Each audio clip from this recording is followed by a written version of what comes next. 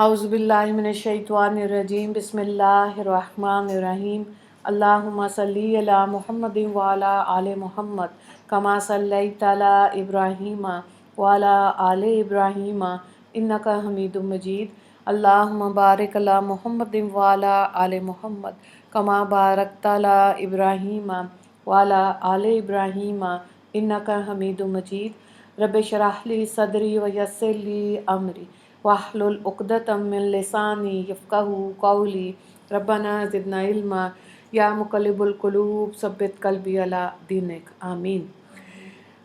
10 عنوانات کے تحت اسلامی تعلیمات 12 جمادی الثانی۔ عنوان نمبر 1 اسلامی تاریخ غزوہ حنین۔ حنین مکہ اور طائف کے درمیان ایک وادی ہے۔ فتح مکہ کے بعد ملک عرب کے لوگ جوق در جوق اسلام کی سچائی کو دیکھ کر دین حق قبول کر رہے تھے، لیکن اس ماحول میں بھی قبیلہ حوازن اور قبیلہ ثقیف کے مشرکین اپنی جنگی طاقت و قوت پر گھمنڈ کرتے ہوئے اسلام اور مسلمانوں کے خلاف تقریباً 20,000 فوجوں پر مشتمل لشکر لے کر مقابلے کے لیے نکل پڑے۔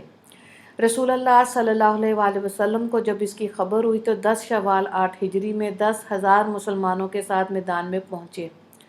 اس موقع پر چند مسلمانوں کی نگاہ اللہ سے ہٹ کر اپنی تعداد اور اسلحہ پر چلی گئی اور یہ بات زبان سے نکل آئی کہ آج ہماری طاقت کو کوئی شکست نہیں دے سکتا۔ اللہ تعالیٰ کو مسلمانوں کی یہ بات پسند نہ آئی، اس لیے ان کی عبرت کے لیے اللہ تعالیٰ نے شروع میں ان کے قدم اکھاڑ دیے۔ ایسی حالت میں بھی حضور صلی اللہ علیہ وآلہ وسلم یہ کہتے ہوئے اپنی بہادری کا مظاہرہ کر رہے تھے، انا النبی لا کذب انا النبی عبد المطلب۔ اس وقت حضور صلی اللہ علیہ وآلہ وسلم کے اشارے پر حضرت عباس رضی اللہ تعالیٰ عنہ نے مسلمانوں کو آواز لگائی، چنانچہ آواز سنتے ہی مسلمان آپ صلی اللہ علیہ وآلہ وسلم کے ارد گرد جمع ہو گئے اور پھر دیکھتے ہی دیکھتے شکست فتح اور نصرت میں بدل گئی۔ اللہ اکبر۔ عنوان نمبر 2 حضور صلی اللہ علیہ وآلہ وسلم کا معجزہ، ایک پیالہ کھانے میں برکت۔ حضرت سمرہ بن جندب رضی اللہ تعالیٰ عنہ فرماتے ہیں کہ ایک مرتبہ رسول اللہ صلی اللہ علیہ وآلہ وسلم کے پاس کہیں سے کھانے کا ایک پیالہ آیا تو اس کو آپ صلی اللہ علیہ وآلہ وسلم نے صحابہ رضی اللہ تعالیٰ عنہ کو کھلایا۔ ایک جماعت کھانا کھا کر فارغ ہوتی، پھر دوسری جماعت بیٹھتی۔ یہ سلسلہ صبح سے ظہر تک چلتا رہا۔ ایک آدمی نے حضرت سمرہ رضی اللہ تعالیٰ عنہ سے پوچھا، کیا کھانا بھٹتا تھا؟ تو حضرت سمرہ رضی اللہ تعالیٰ عنہ نے فرمایا، اس میں کیا تعجب کی بات ہے، کھانا آسمان سے اترتا تھا۔ بہقی کی روایت ہے۔ سبحان اللہ۔ عنوان نمبر 3 ایک فرض کے بارے میں، حلال پیشہ اختیار کرنا۔ رسول اللہ صلی اللہ علیہ وآلہ وسلم نے فرمایا، اللہ کے حقوق و فرائض کے بعد حلال روزی کمانا بھی فرض ہے۔ طبرانی کی روایت ہے۔ حضرت عبداللہ بن مسعود رضی اللہ تعالیٰ عنہ اس کے راوی ہیں۔ عنوان نمبر 4 ایک سنت کے بارے میں، چند چیزوں سے پناہ مانگنے کی دعا۔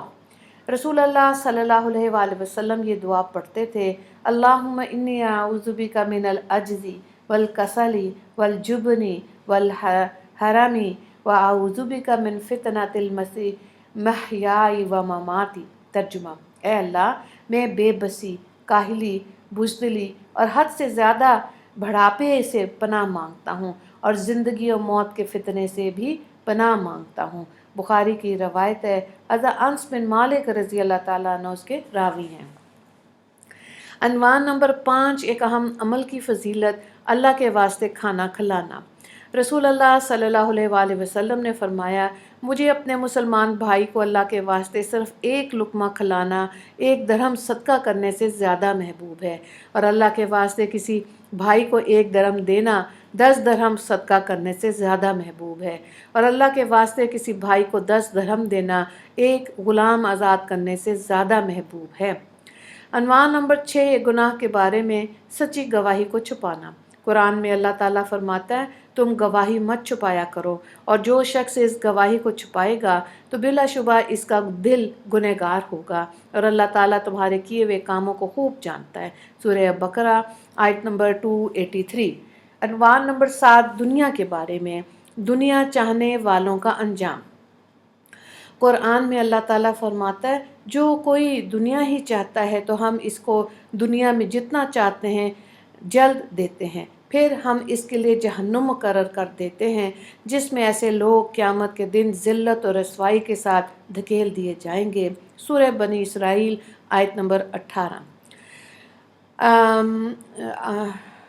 نمبر 8، آخرت کے بارے میں قبر کا عذاب برحق ہے۔ رسول اللہ صلی اللہ علیہ وآلہ وسلم 2 قبروں کے قریب سے گزرے۔ آپ صلی اللہ علیہ وآلہ وسلم نے فرمایا ان کو عذاب ہو رہا ہے، انہیں کسی بڑے گناہ کی وجہ سے عذاب نہیں دیا جا رہا۔ ان میں سے ایک تو پیشاب کے چھینٹوں سے نہیں بچتا تھا اور دوسرا چغل خوری کیا کرتا تھا۔ بخاری کی روایت ہے، حضرت ابن عباس رضی اللہ تعالیٰ عنہ اس کے راوی ہیں۔ مفہوم یہ ہے کہ اس حدیث سے معلوم ہوا کہ قبر کا عذاب برحق ہے اور انسانوں کو اپنے گناہوں کی سزا قبر سے ہی ملنی شروع ہو جاتی ہے۔ عنوان نمبر 9، طب نبوی سے علاج۔ کلونجی میں ہر بیماری کا علاج ہے۔